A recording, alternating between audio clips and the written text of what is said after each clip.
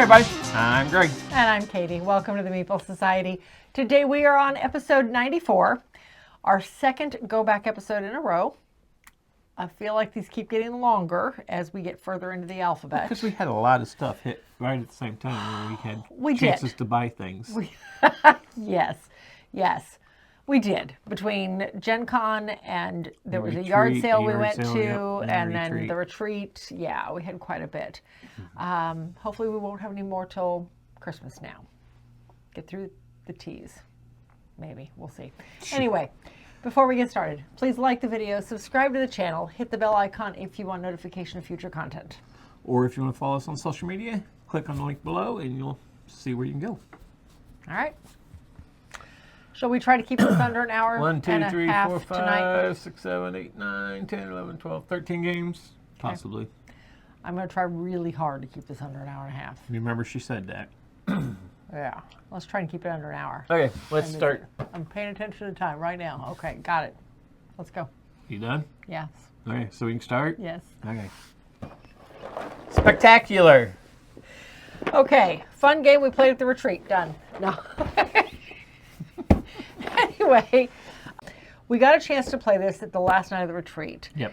And Jennifer and Michael taught it to us, and I just fell in love with it. I really, really like this game. Spoilers. All right, so the idea with this one is that you are building out a nature preserve, I guess it is. It's not really even a zoo. I guess it could be a zoo, but it's more like a nature preserve. Yeah.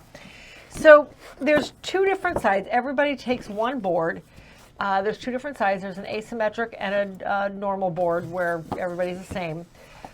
The only big difference is that everybody has a specific starting animal, and each of these boards has a different starting animal.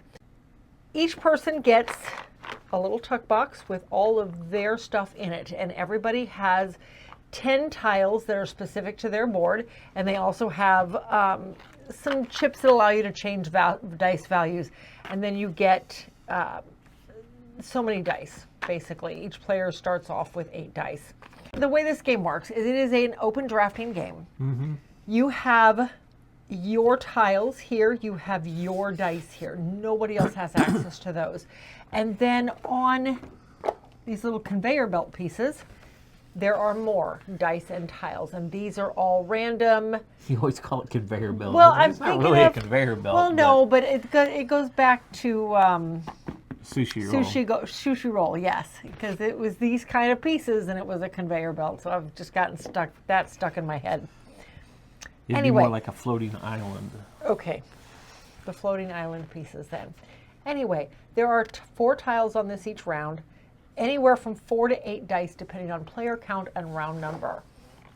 And these pieces move around the table as well, that everybody has access to. So on any given turn, you are taking a tile and well, let me rephrase that. You were taking 2 pieces. 2 tiles, 2 dice, doesn't matter. You're taking 1 piece from here and 1 piece from here. That's the only constant, is you have to take a piece from each one. And then you're putting them on your board. Now here's the trick. There are 4 different colors of tiles, each representing a specific type of habitat. And you're wanting to group them together for the sake of scoring. In addition to that, there are dice that go onto the habitat tiles that give different options in scoring. In order to score a habitat, you have to have a breeding tile in there. Breeding tiles can only take dice of 1 or 2. So you have to be able to draft those lower value dice for your breeding tiles. But at the same time, there are other dice that you may want higher, 4s and 6s, and because all of those pips count in various aspects of the game. Yep. It's really interesting. I love the puzzle of this, knowing that you only get 2 pieces per round. So you're only going to get, I think by the end of the game, 15 or 16 pieces total. And you've got, that's dice, no, that's not right. You get 15 rounds, so you've got a total potential of 15 tiles and dice. Or a little bit of variation. You don't always have to place them. You just put them on the side. That's true. There are ones, if you can't place it, you just toss it, but you can't ever come back to it if you toss it. But I just love the puzzle of trying to figure out the best way of building out your habitats, of building out, there are gold reward tiles in here too. So trying to match those reward tiles to make everything fit together. I very much enjoy this game. Thank you, Michael and Jennifer, for teaching it to us. I think it's a great one. And I love the storage. I love the fact everything's in tuck boxes. There was no plastic in this at all. Anyway, that is spectacular. Like I said, fantastic puzzle game. I put it on right. I saw you do that number to look. Did I say anything? You would have if I hadn't. Okay. Anyway, that is spectacular, and we are definitely keeping it. All right. Next we have Guildlands. Even a signed copy of it. It is. It is. We met both of the designers at Gen Con and got them to sign it. Okay, so the way this one plays, this is a city building tile laying game. Yes. Where everybody has different scoring conditions. There are 8 different guilds, 7 different guilds in here. Each of the guilds has a different scoring condition. There are workers in here that you can put on the board or you can move around on the board. And then everybody has their specialized pieces that they are scoring off of. The tiles themselves come with a number of different pieces of artwork on them. Road colors. Yeah, there's road colors of like black and blue, red and yellow, I believe it was. And then there are all these different landscape pieces. There's the trees for the gardeners and the towers for the, what was that? That was the Major Druid or that was the wizards. And then there was the watchtowers for the watch guards, the guards, the City Watch Guild. Yeah. They're all guilds. That's true. Good point. Each one of the guilds has a specific icon on the board that they're looking for when they draft a tile. There are 5 tiles laid out, and you are drafting from those 5 tiles each turn of the game. You have to do that every round. You have to draft a tile. Or you have to rotate a tile, because if the tile's on the edge of the city still, you can just pick it up and rotate it to make all of these pieces line up the way you need them to. I like the fact that each of the guilds has their own scoring conditions. Yes. Like the city guard scores for each of their watchtowers that they can position on the edge of the city, because that's what watchtowers are for. They don't do you any good in the middle of the city. The gardeners score based on, oh my gosh, how many trees and how many pieces of greenery they can get together in a group. The druid scored by grouping stone structures together. Right. Or in line with the main shrine. So they all, everybody has their own goals. That's nothing unusual in a game. And I like the score pad the score is neat. pads are all separate because everything scores differently. Right. Yeah, I do like that because, yeah, everybody has slightly different scoring. That being said, both times we've played now, the gardeners have won. Justin played the gardener at Gen Con, and he won the game. Did you win this? I did win this, yes. Yes, I did win this one. You did. Okay, so I really want to like this. Yes. But I've got a few disappointments.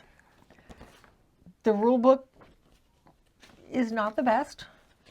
It talks about moving your worker, placing a worker, moving a worker. Say why you're moving. There's no why. What is the advantage of doing so? It never talks about that. Well, I think you finally found something about it in the book after we searched for like 10 minutes. No, it wasn't in the But book. It was. I thought you read it right out of the book. Something else, maybe. Oh, maybe. I think it was in one of the guild setups. Yeah, and they are so you can't turn a tile if a worker's or a monument or whatever is sitting on that tile. You can't turn a tile if anything is on it. So if you need a tile to stay in a specific position, that is the advantage of putting a worker onto it or moving a worker to it. But we shouldn't have had to. I mean, we literally spent 20 searched for a minutes while for trying to that. figure out what is the advantage of this. Yeah. And I don't feel like that should have been a thing. You know, that should have been outlined. Here's the advantage of placing your workers. I don't know. I feel like it's like any other city building tile laying game. Yeah, it was under rotate a tile. Okay. Tiles occupied workers or guild There you tokens go. cannot be rotated. Yeah. Not where you expect to find it. No, you would figure maybe with the workers. Right. I don't know. So, did we decide what we were doing with this? I know we talked about it. I don't know if we ever came up with a decision. I think we were letting it go. Because it's not one we're going to pull off the shelf. We played which is it a shame. twice. It's a brand new game. Yeah, we've played it twice. Neither been time did underwhelmed it on catch. both of Yeah, them. exactly. It was just underwhelming, unfortunately, which is a shame. But yeah. Anyway, that's Guildlands. We are going to let it go, though.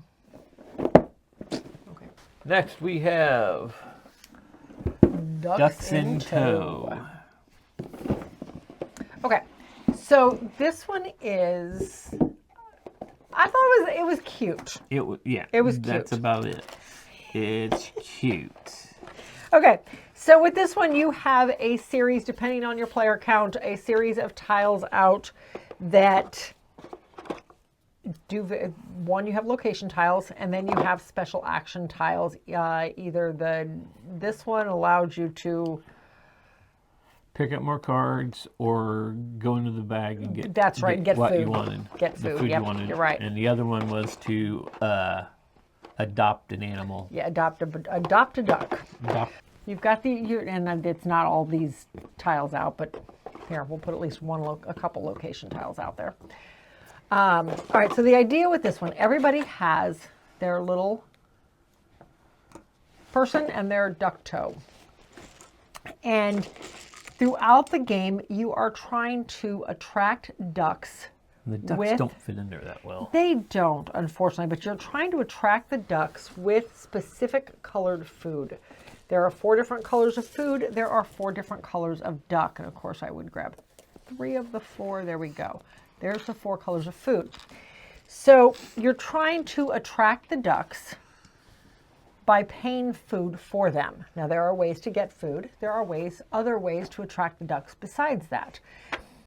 There is a series of cards laid out on the table for you to choose from. You also have a hand of cards at any time that you're actually building out of. You're looking at all the ducks you have, and you're trying to fill one of these cards, one of the cards in your hand. In order to fill this card, you actually have to go, and these are of course I grabbed the starting ones that don't have locations on them. So say these were the cards in my hand. I'm trying to fill one of these cards with the ducks I have in my toe, and which I can only do, yep, I can only do this one because the other ones need an orange and I don't have an orange. Now there are ducks all over the board typically, and I still did not pull out an orange. There's no food on the board. The food's in front of me. One of the actions I can do is to move from one tile to another adjacent and thus pay food to pick up more ducks. The most I can have, of course, is only 4. When I get the ducks I need, I can go to the location that it is indicated on here. So in this case, I'm going to go to the red apple location. So the orchard, thank you. So I would move over to the orchard, and as one of my actions, I can complete my duck row. So I complete my card by basically dropping these 2 ducks off. So both of these ducks come off, and they're going to be put back on the board in a little while. Once a duck comes out of the bag, it never actually goes back. They stay out on the board or on somebody's tableau. So once I've done this, now I'm going to take it and add it to my tableau with all my starting cards. So this is my starting card. The way this scores at the end of the game, you are trying to score your longest row of a specific color. Now there are ways to adopt some of the ducks, and you can add ducks to your rows somewhere to make them longer. I thought it was really cute. I don't think we're the right target audience for it, but I did think it was very cute. I think this is geared a little more, just the theme itself is geared a little more toward younger children. Yes, it is. Definitely it is. Yes. But anyway, that is Ducks in Tow. Enjoyable game, most definitely, but just not quite right for us. No. So we are going to let this one go, and I think we may have a home for it already. So yeah. All right. Next we have Pergola. How many people are cringing right now because I just turned this box up and using the tray? We are using the tray. However, all right, so the biggest complaint people have had with this game is the fact that the tray had no lid. Well, and I can post where we found this on Etsy. If I remember to post this in the video description, I will. But Greg found a lid. So we found this on Etsy. It's 3D printed, but it holds all the pieces very, very nicely, and nothing goes anywhere. I love it. So, as I open it up, it's like, yeah, nothing went anywhere, right? Okay. So the way this one plays, the idea with this guy, this is a very free-form garden building, designing game. Yes. So everybody has their garden board, and all 4 of these are slightly different, or 5. Is this no, it's only a 4-player game. 4-player. I think there's 5 boards. No, there is. No, there's only 4 boards. There was a 5th one offered at Gen Con, which at the time we did not have this, so I did not get it. I should have. Oh well. All right, so everybody has their board. The board has 2 extensions to it. You have your waterfall that goes over here, and all the artwork joins up nicely. And then you have your trellis that goes over here. And that holds some of the flowers grow off the trellis. The buttercups. The buttercups. This works off of a series of gardening tools. Thank you. Gardening tools that have action slots on them, or actions on them. Each gardening tool has a different set of actions. Some will, and it's not even so much actions, it's items you're picking up to add to your garden. So this one gives me a yellow hollyhock and a lavender leaf. This one gives me a pink buttercup and a lavender leaf. This one gives me some of the marigolds? Magnolias. Magnolias, thank you. And this one gives me a couple of hollyhocks. And there are ones in here that will give me lanterns, and there are ones that give me various insects and all sorts of different stuff. So I'm picking the one I want that is paired up with, if I can get all the way to the bottom of the box, paired up with a bonus action based on where it's at here. So I'm picking the one I want and the bonus action I want, and I'm placing those items, I'm picking those items up out of this very extensive tray, picking it up out of here, and I'm placing them onto my board. And there is a score chart here that tells you exactly how everything scores. And this is the whole basis of the game. Yes. You're just trying to get points, as with most games, I know. And I'm not going to go into how everything scores, or we will be here for an hour and a half. Yes, we will. So I just find it's so, I don't know, I love this game. We've played it a couple of times now. Jeff introduced it to us yes. at Gen Con, basically. And then he brought it with him. Yeah, he brought it with him because we wanted to try it. And we really enjoyed it. At least I really enjoyed it. We ended up picking it up on the way down to the retreat, made the mistake of punching it at the retreat, and then had to get it home. After we got it home, we ordered the lid. I ordered the lid there. Did you order the lid there? Yes. Okay. I couldn't remember. Yes, because I found it Okay. when I was there. He's become addicted to Etsy. I've bought one thing off of Etsy. But you keep looking. Not as much as you. I haven't looked at Etsy in a while. Anyway, Pergola. Very interesting little garden building game, garden designing game. I barely touched on everything that this does. Various actions will send you down the waterfall. Other actions will take frog actions around the center of the tray. that give you more bonuses. You're trying to get various bugs to put onto your various flowers in order to score points. Just lots and lots of different ways of scoring. The higher the score is. Hit me there. Anyway, yes, the higher the bug, the better the score. There's ways to move them. Just a neat game. But yeah, that is Pergola, and we're going to hold on to it. I like it. All right. Next, we have CO2 by Vital Lacerda, and this is the original CO2. This is the original CO2, yes. Not CO2... Second Chance. Second Chance. Yes. No. But I will tell you... This is a semi-co-op game. After playing this one, we're kind of looking for Second Chance. Mm-hmm. I'm not going to go out and pay $100 for it, but I wouldn't mind picking that one up if we can find it at a good price. Mm-hmm. This one is... I want to say semi-cooperative, but not really. Everybody has their own agenda. Everybody has the own thing they have to do.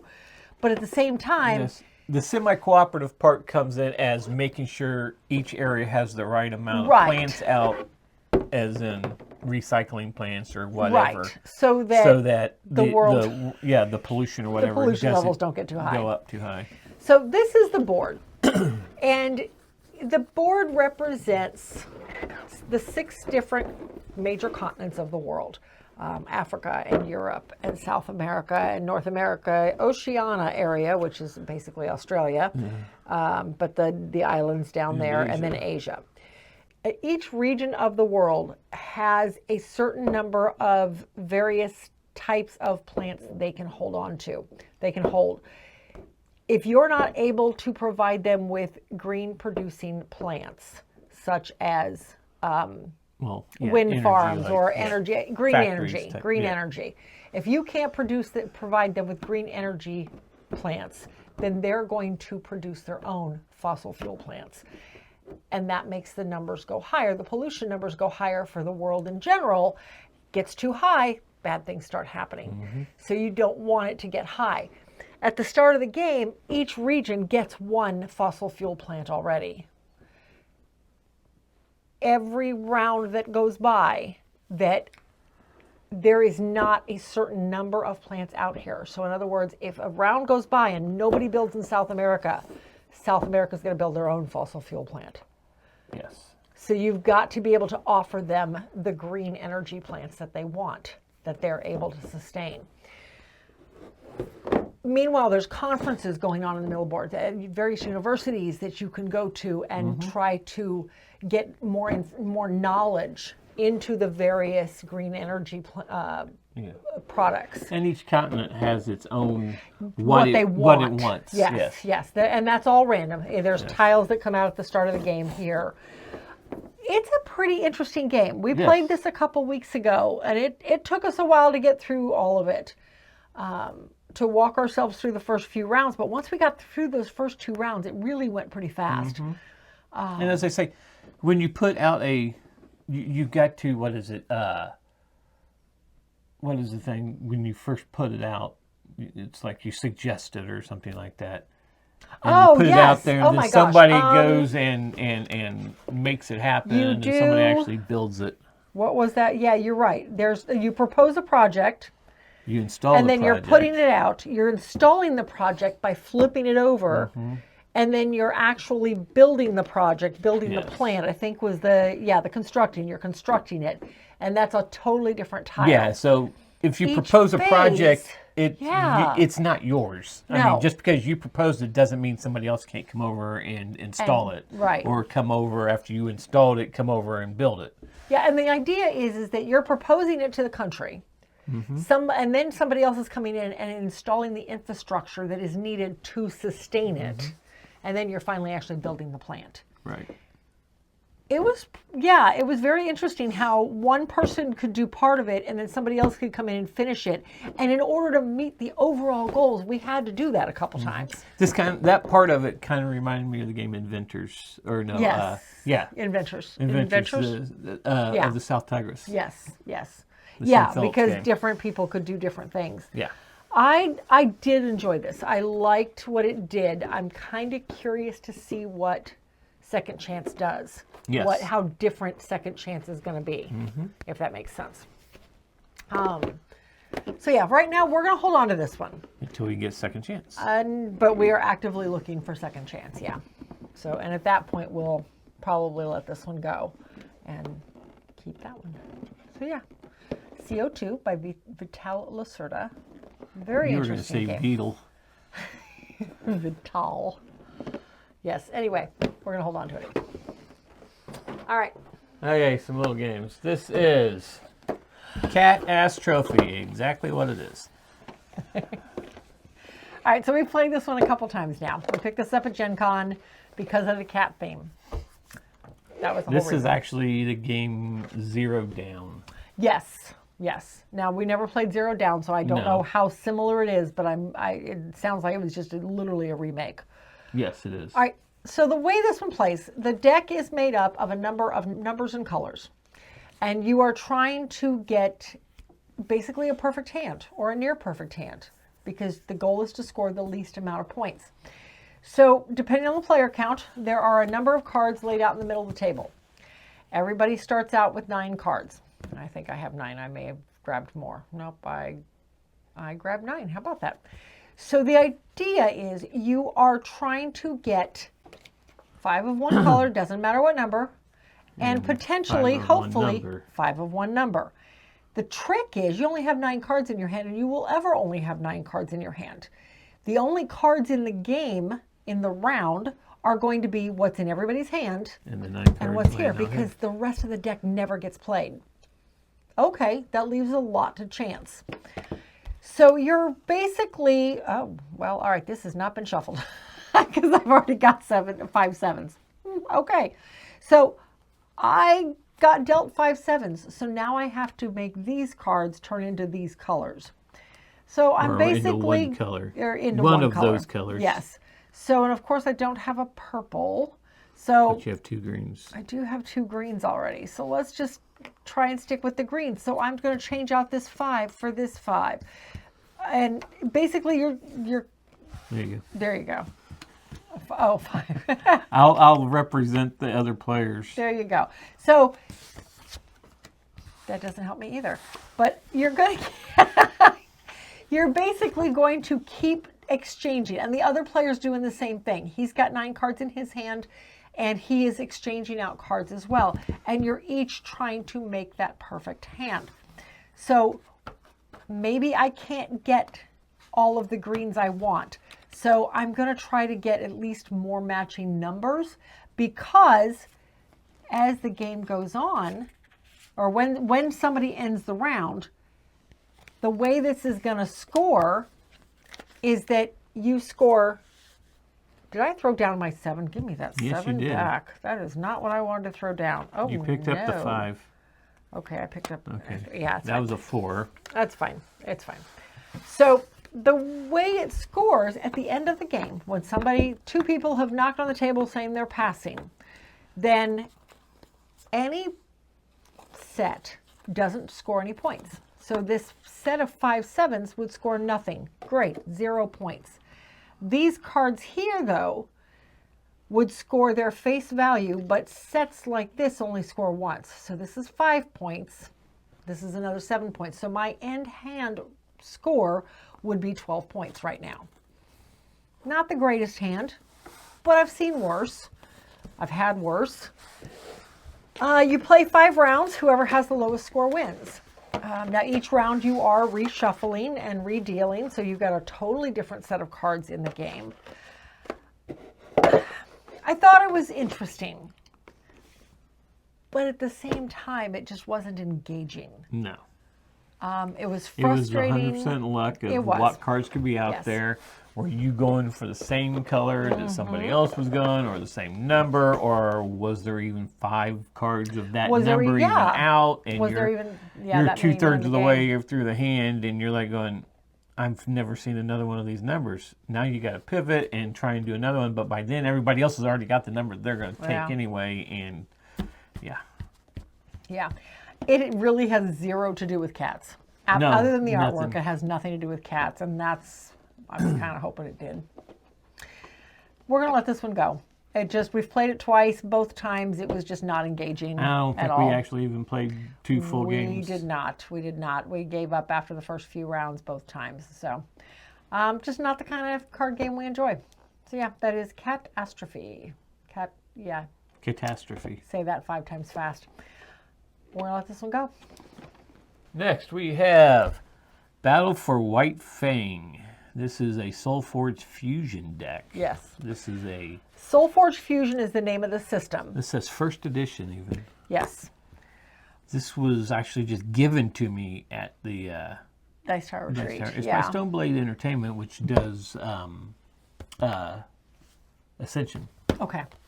I can see that some of that in And there. it's by the makers, the designer of Ascension, and Richard Garfield, who designed Magic: The Gathering. So the way this one runs, it does play a lot like Magic. Go figure. Well, okay, a little bit. I haven't played Magic. Okay, to be fair, I haven't played Magic in 28 years. Yeah, as I say, it's a lot different now. So yeah, I have not played Magic in almost 3 decades. First complaint, it did not come with any instructions, any rules whatsoever. No, it doesn't. Not We at all. had to find rules online, which was a little frustrating. We did find a video, and that helped a lot. And then we found some rules that we kept having to refer back to. They have a little thingy on the bottom that you could scan to watch a video on how to play it. Yes, and that's fine. And it's just a booster kit, too. It is true. And it is, I get it's meant to be a collectible card game, and they don't include rules with collectible card games. You're getting cards, and you probably know how to play already, so who needs more rule books? I get all that. But it was still very frustrating trying to find anything about it. All right, at the start of the game, this booster pack anyway came with 4 different decks of cards. At the start of the game, you are combining 2 decks and shuffling them up. And then everybody starts, I think, with 50 life. Yeah. And your goal is to whittle the other player down. Sounds familiar, right? You're basically doing what's on the bottom of the card. The big difference with this one I found over Magic, and again, 3 decades, guys. No mana. Well, number 1, there's no mana, but 2, the cards upgrade. When you played a card down into your field. That's right, I forgot about that. Yeah, when you played a card down into your field, that card was never coming back to your hand. It never went to your discard pile. It went to the graveyard when it left your field of play. But as soon as you played it, you immediately took level 2 and put it into your discard pile. And then later on, after this one's gone and level 2 is now out, you've cycled through your deck and level 2 is out on the board, and it gets taken out. Now you're pulling level 3 out and putting it into your discard pile so that when the next time you shuffle, it's there. Yeah. I did find that interesting because they definitely ramped up in power quickly between the 3 levels. Mine, yeah, and it all depends on what. How you combine them. You had a very hard-hitting deck. I did, but I still lost. Combined. And mine was mostly about shields and stuff. And it was just, you still managed to. No, you won. You won. I didn't think I won. I thought you won. Nope, you did. Okay. It was okay. I could see what it was trying to do. Will it ever take the place of Magic? No. No. Absolutely Will not. it take place of Ascension? No. Well, not for us anyway. We have some friends that their son and one of his friends, both teenagers, are very, very much into Magic and that type of game.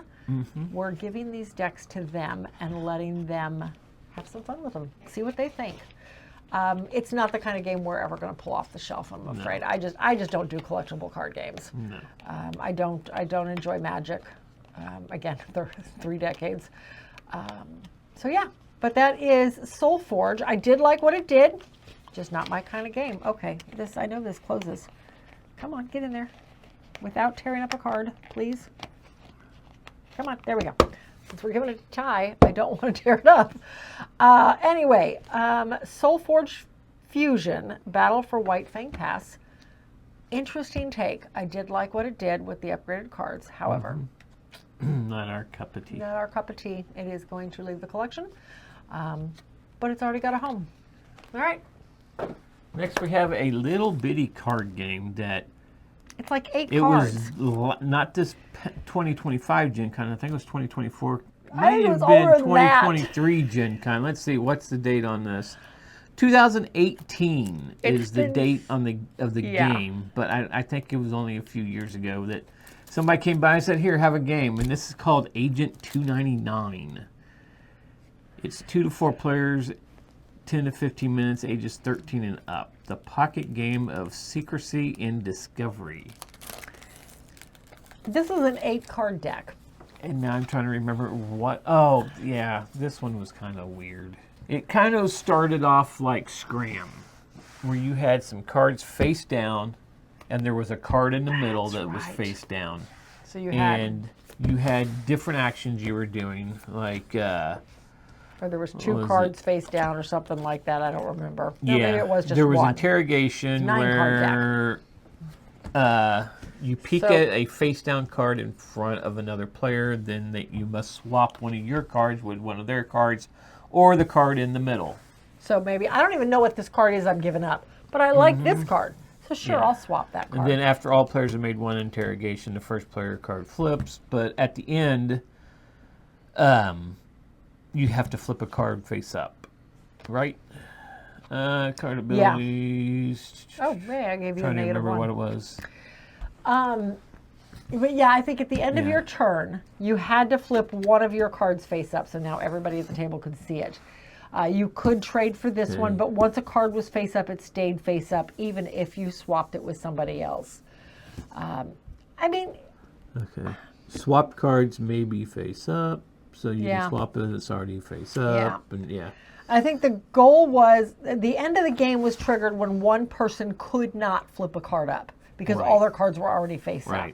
And that triggered the end of the game. Count up the points, and there's a lot of cards in here that are negative points. Yeah. Or they're negative points if you don't have a certain thing, or they're positive points if you have another certain thing. And well, that was not a good... And there's always the sitter card, too. So yeah, you could always look at that one and trade out with that one, too. So again, it was okay. It was not that engaging for us. We're going to go ahead and let this one go, too. It's just not something that we're ever going to pull off the shelf. So we're going to pass it on. That is Agent 299. 299.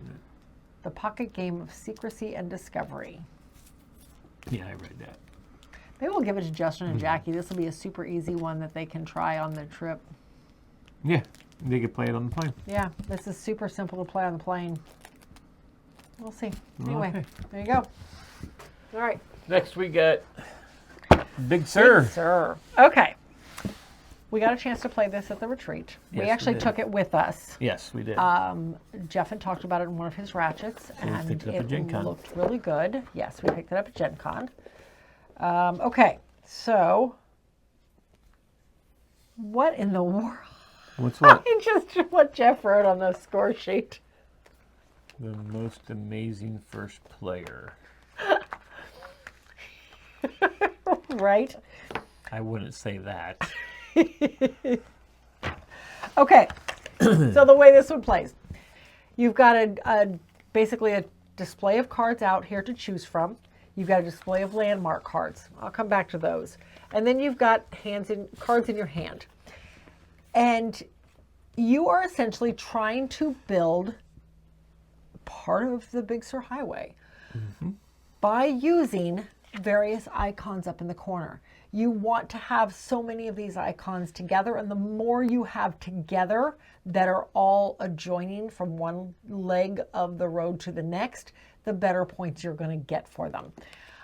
So maybe I want these 2 oceans, and oh, this one has an ocean and trees. Okay, great. Maybe next round I'm going to pick up this other one that has an ocean and some flowers. So you can kind of go with a specific theme, or your goal is to get more than one, because the landmarks are out, and the landmarks want so many of certain types of terrain in order to grab them. Right. Landmarks give you, most of them are once per turn abilities. Some of them are end game stuff, various types of bonuses. What's interesting with this one, and what I found interesting, is that number one, they're dual purpose cards. because not only do you have this up here, it tells you down here what you need to build it, but up here in the corner, it also tells you the resource that you can exchange it for. So in order to build, let me find one here. In order to build this one, I need water and iron. Okay, so I've got it in my hand. I need to get some water and iron. Well, here's some iron. Maybe next round I'll try to pick this one up. Oop, I have water in my hand. But, oh, wait, I used that water last round. It's now in my discard pile. Shoot. Well, that's okay. Because, and this is what I found so interesting, the item that's on the top of your discard pile is available to be used again. But as soon as I cover it, it's gone. So the next thing I build, maybe I'm going to build using these two cards. The card I need needs 2 water and an iron. Great. Here's another iron, here's another water, and there's a water there. I get to choose which way I'm putting this. Do I want more water next turn? Or do I want access to that iron next turn? That's when you look to see what you're planning on playing. Exactly. You look to see what's coming up. What else is out here in the field that I can get to? Oh, there's all sorts of water out here. I don't need water. I need iron. So I'm going to make sure the iron is up. So that way, the next card I build, oh, look, this one needs another water and iron. Here's more water. Iron's right there. I thought it was pretty neat. And some of them gives you, when you build them, they give you permanent icon. Yes, so you definitely want those. I really liked this one. I thought I it was pretty neat what it did. I did not do well. Well, you tied for... I tied, but I think I won the tiebreaker. Now I don't even remember what the tiebreaker was. But I remember that I squeaked out a win. What is the tiebreaker on this? Scoring. In-game scoring, landmark. In case of a tie, the tied player who built the fewest highway cards is the winner. I had one less card than Jeff did. Yep. So you two had 42, I had 37. I wasn't too far behind. No, you weren't far behind at all. But I tried building an engine before I got... You did. Before, and you guys were just I throwing couldn't stuff out. get an and engine I couldn't built. get... As soon as I got my engine ready to go, game was over. Yeah. Like, I couldn't get an engine built even if I tried. I could not get the landmark cards. There was never any out that had the icons I needed that I was trying to gobble them up because I had... So by the end of the game, I had one of each icon. Yeah, no, I think I each resource icon on all my cards. So. I might have had one from the whole game, and that was it. And I even had the card that allowed me to use the resource icons on other players' cards, and still lost the game because I was too busy building my engine and not actually building the highway, getting the points for the highways. Yeah. I really liked it. I definitely want to play it some more. 2 to 4 players, so easy enough to get to the table. So yeah, I want to try this some more. But anyway, that is Big Sur. Very neat card game. Yep. It does take a lot of room though. It is not a small footprint, but still a lot of fun. All right. Next we have 2 games. Maul Peak and Skulk Hollow. Let's do Skulk Hollow first because that was the first one. It was. Okay, so we played this one first. You got these 2 at the retreat. This was part of the game exchange at the retreat. All right, so the way this one plays, you have one of 4 creatures that you are playing. And I think so far we have played with this guy. Was he the main one? Yes. I think he was the main one, and then we played with this guy. I played him, you played that one. Okay, so there's your monsters, and then here is the board for the players. This is basically your town board. Have I got it right side up? And I think it's pretty it doesn't really matter. cool too that it doesn't sit square to you. It sits because you sit with whatever the monster side you here are. and so like we were sitting with it like this. So yep. Okay, the box comes with 5 different decks of cards. And inside each of these tuck boxes is the monster creature character as well as the hero creature characters. So you've got 4 various monsters and you've got your heroes. There are also different tokens in here to track your life with and to track your energy. But you get your board. The idea is that you are drawing so many cards And like the heroes can have a hand of 5 cards and can take 3 actions with those cards. And there are some ways to take actions that don't require cards. Whereas most of the monsters can hold 4 and take 2 actions, although this one can hold 5. So you're taking your cards and you are doing the various actions on them. And of course, I got all character cards. How about we try to get something that's not a character card?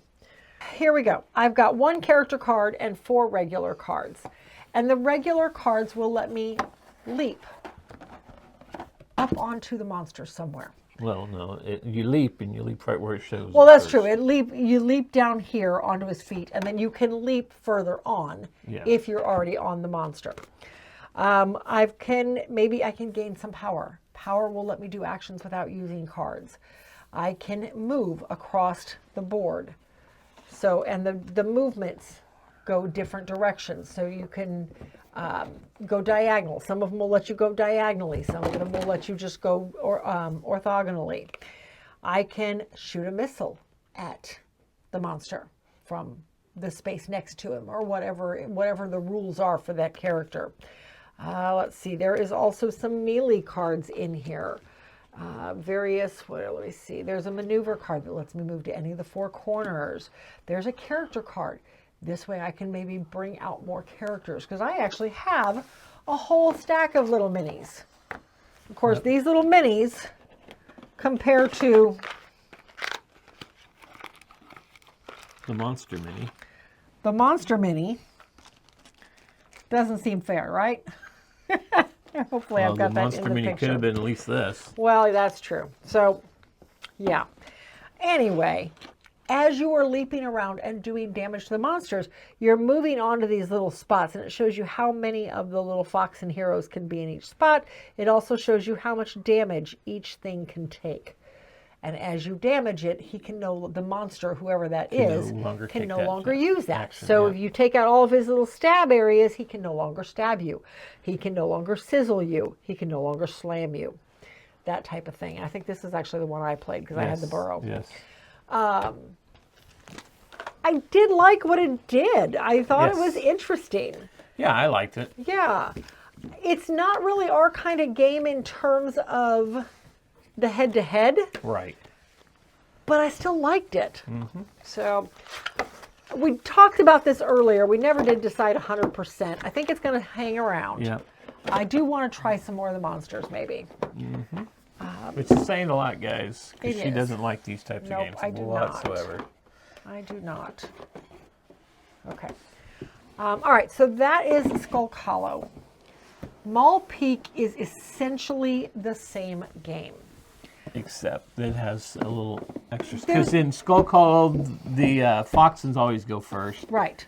In Maul Peak, the monsters always go first. The monsters go first, yes. And the monsters, in this one, you're not playing foxes, you're playing bears. Yes. Well, because you're in the snow. And there's no, like, bow and arrow in this one. It's magic instead. Yep, it's magic. So here's your city board this time. And then, like I said, this time instead you have little bear figures, which look exactly like the fox figures, except the ears are different. This also has a board where you put all your characters at until you can bring them out. In Skulk Hollow, when a character passes away, when a character is taken out by the monster, he just simply goes into your discard pile and the mini comes off of wherever he was at when he died. When you go through your deck, he may come back. Okay. With this one, everybody's out on your board. And as you pay the power to bring him out, it's no longer just play the card, you pay the rage, sorry, because this one is actually rage tokens. As you pay the rage tokens in order to bring out that character, then you put his mini on the board and you have the character in front of you. When he's killed, he's killed. He goes in the graveyard. He goes in the graveyard. You never get him back. Right. That was very different. That being said, I was still within 2 health of taking you out because you played the villain in this one. Yeah, I think this one favors, because these are called the Grizzar. Yeah, it's the Grizzar in here. Because for you to get one of the Grizzar out, you needed rage. Right. You had cards that got you rage. I had a lot of cards you that could got discard a card to get more rage. One.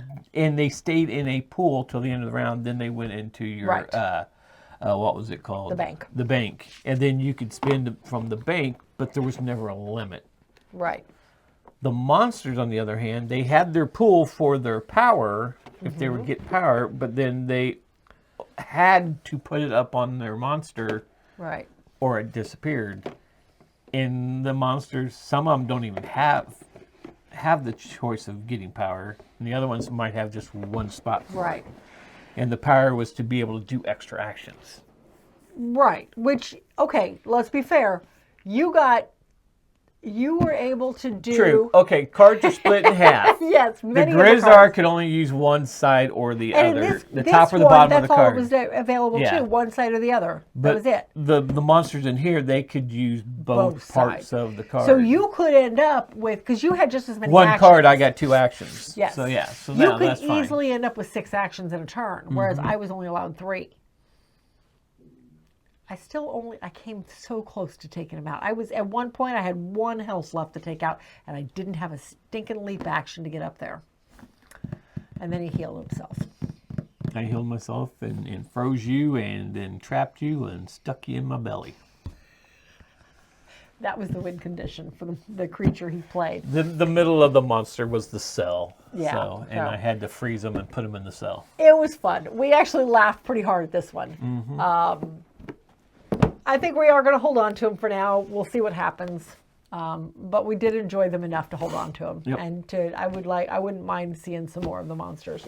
Yep. So, all right. Okay, next we have Ice and Idols. This one we've kind of had trouble getting to the table. We finally did. We took it to the retreat. Yes, we took it to the retreat and punched intended to play it. The retreat, Yep. and I was putting it together, and I snapped one of the ice walls. Yes, it's here somewhere. So, but since then... I mean, I super glued it back together. We super glued it together. I have another piece coming. Yep. That Inside Up Games are sending me one of those pieces. Yeah. The other part of this is that the board that we have, you're not going to set it up. No, I'm not going to set it up. It sets inside of this plastic ring, and it's supposed to spin. You're supposed to be able to spin it around. Well, the board that's on the bottom is just barely too big. Yeah, so it doesn't spin. It doesn't spin. Well, apparently there was an issue with that during Kickstarter, and they sent it out with all the Kickstarters. And then we got this at Gen Con, and they were supposed to tell me at Gen Con to order a new board. Go on there Nobody to a ever certain did, yeah. website and then have them issue a new one. Yes. And again, I have done that now, and it's going to be on the way soon So too. hopefully we'll have that too soon. But we We'll still be able got to play it. We just lifted it up and moved it. Okay, so the idea with this one is you are playing little adventurers that are moving around on the map. Now the map is 4 puzzle pieces put together. I will show some pictures. Hopefully some of them came out where you can actually see the map. But the map is these 4 puzzle pieces put together that have various icons on them. And the different icons allow you to either pick up idols or to drop idols off. You're looking at the reverse side? Yep, that's the starting location on the reverse side. That's not the center.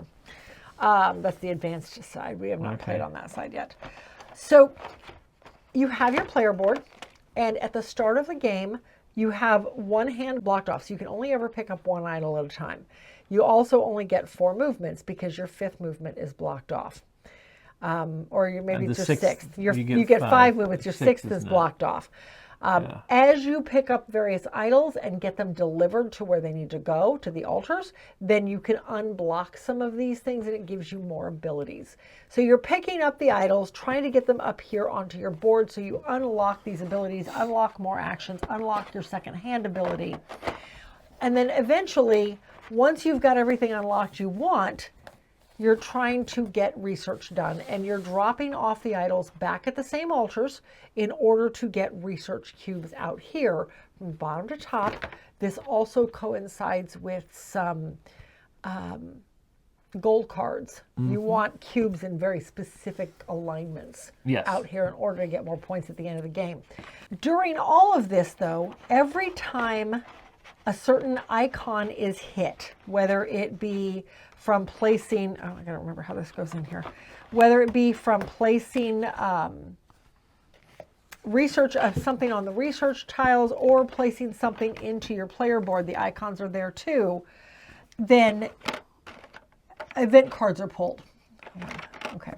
So, but whenever these icons are hit, then you have event cards that get pulled. Those event cards are going to either remove tiles from the board. So now you have open areas, you have no more pathways, or it's going to spin the board. So you may have been only one spot away from that idol. Guess what? You're not anymore. Things like that, because as this board spins, I don't know if you can see it, and I hope you can see it in some of the pictures, there are all these golden pathways on here. And the pathways are the ways you have to go. Yep. Some of these idols, one of these idols, you pick it up, it allows you to spend an action, or 2 actions, I think it is, to turn. No, it's just 1 action to turn it. To turn it. You can spend 2 actions to literally just pick up a piece of ice and move it to another area. But that's some of the abilities that the idols give you once you get them collected. All sorts of neat things. I really like the puzzle of this one.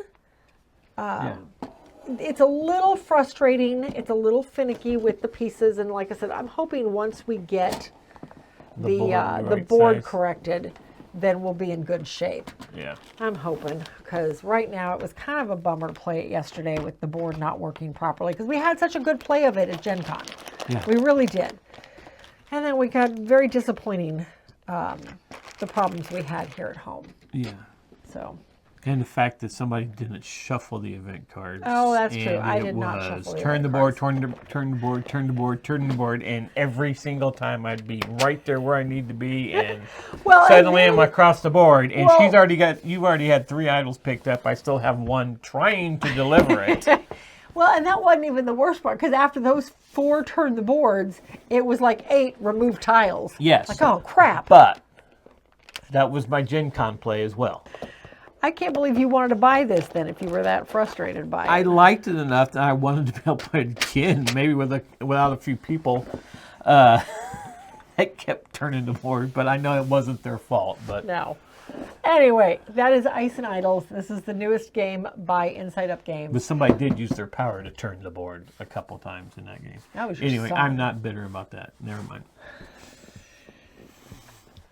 Anyway, it wasn't me. I don't think it was me anyway. I don't know. Anyway, Ice and Idols, we're going to hold on to it. We've got replacement pieces coming, so hopefully that will fix all of the problems that we're having with it. So, anyway, sticking around. All right. And lastly, we have Galileo Galilei. Okay. Or is it Galilei? And we're out of time, so there you go. All done. No. Yep. We're done. All right. Put it off. Right. Okay. So this is one, we actually got a first play of this in with a couple of friends from the BGI group, Brandon and Bruce, and we enjoyed it so much we've been looking for it ever since. Well, I think it was before it was actually released. Oh, that may have been. Because I believe somebody brought it back from Essen. Possibly. I don't know, Bruce. You tell us. Yeah, that's very possible. May have been Kickstarted, though, too. Regardless, we finally got a copy at Gen Con, so Yep. we were finally able to get a play in. I think Justin would love this game. Now I get to hit you with it. Well, since he went and grabbed it He for did me. grab it. And I feel like now that we've gotten a play in, that, like, second play in, I could probably teach it to him as long as we don't wait too long. All right, so the way this one plays, you have got various constellations up here. I'm not going to go into it very much on this one. We're going to show some pictures. You've got various constellations up here. You've got a track down here that you are tracking your position with the Inquisitioners that are also on your board. You've got some museum tracks or university tracks that you're going up in order to get more points. You've got some end-game goals up here. You got comet rewards. This is comet rewards down here. All of the excitement is happening on your board, though. And everybody's board is essentially the same. And again, I'm going to show some pictures because I don't want to dig out a bunch of stuff. But this is your board. And you have various action tiles lined up here. And these action tiles move. Anytime you use an action, it gets plucked out of line and sent down to the bottom, and everything else goes up. So these are constantly shifting. These actions here stay exactly the same, though.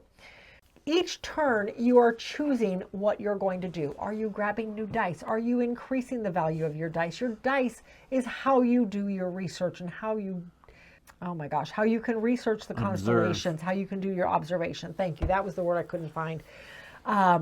So you're wanting to get different colored dice. There are 3 different colored dice in the game. You got your red, blue, and yellow. I said red and blue. Yeah, okay. Red, blue, and yellow. And with those, you're making all of your alternative colors, all of your middle ground colors, your oranges, your purples, and your greens. And you're using all of those colors in order to interact with the constellations and do the research and do the observations. Are you going to get more dice? Are you going to do a comet action? Comet actions, number 1, are points at the end of the game if you get up a specific tracks. Yes. But 2, they give you discounts on some of your research and some of your observations. You've got university actions. Are you going to go up the university tracks on here? You've got upgrade actions. You can just simply upgrade some of your pieces. All of these pieces are upgradable, so their actions become better the next time you use them. You got a library. Yep, you've also got your library. As you are gaining constellation cards, or planet cards, planet cards, then you are putting them down into your library, and these become more actions you can take, little bonuses you can do. I mean, there is just a lot going on here, but one of the biggest pieces, and one of the pieces that you've really got to manage, is your Inquisitioners, because there are all sorts of ways to gain them, but you have to be comfortable with dealing with them, or they're going to hurt you by the end of the game, because they are some major negative points by the end of the game if you can't work through dealing with them easily. Because the more you deal with them here, the more they're increasing or decreasing down here, and you want them to go up so you get points at the end of the game.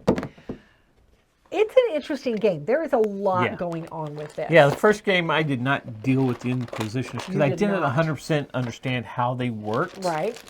And then I said, okay, this game I am going to deal with the Inquisitioners. I'm going to try and play that game, see how they do, and I chickened out after like the second round. You did? And didn't do them, and you still beat me because... No, you beat me by one stinking point. Yes, you beat me by 1 point. The other thing I like is the universities. It's a 2-piece track.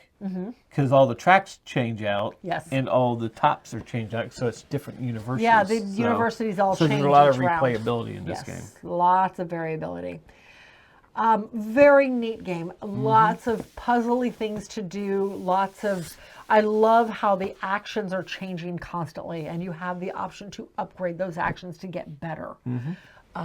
I've actually tackled the Inquisitioners, and I've figured out a way to make them work for me so that I can actually gain points from them instead of losing them. I got like that. 2 across, and it felt like a pain in the butt to get them across and not lose favor towards the church. Because that's what you're using, because at the end of the game, depending on where you're at on the track, is you're either going to gain a few more points or you're going to lose a bunch of points. Yeah, so... Anyway, Galileo Galilei. I've heard it pronounced a half a dozen different ways, but Galileo Galilei.